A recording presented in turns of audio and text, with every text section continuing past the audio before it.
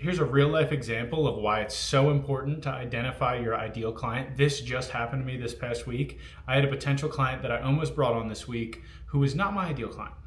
I work with doctors who own and operate cash pay medical practices generally. This was in the medical niche, but not a medical practice and not a perfect fit, but they needed help, could afford me, and wanted to work with me, so I entertained it.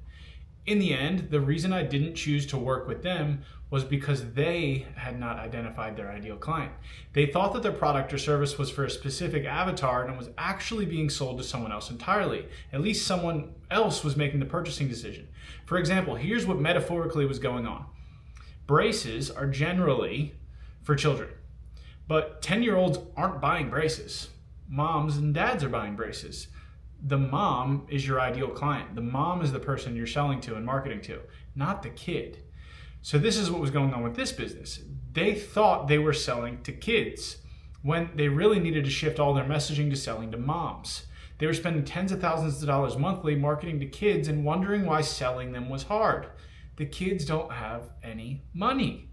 So in the end, I was able to give them some direction, encourage them to implement it and talk in the future.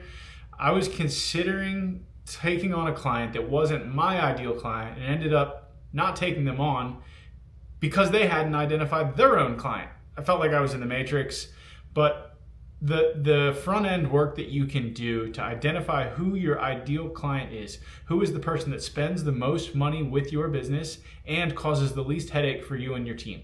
That's who you should gear all of your messaging towards. How can you help that person the best? Where do they consume media? What's the result that you get for them? How can you get in front of that person the most? You should optimize everything on attracting your ideal client and be willing to say no to people who are not your ideal client. Hope this helps. It helped me this week.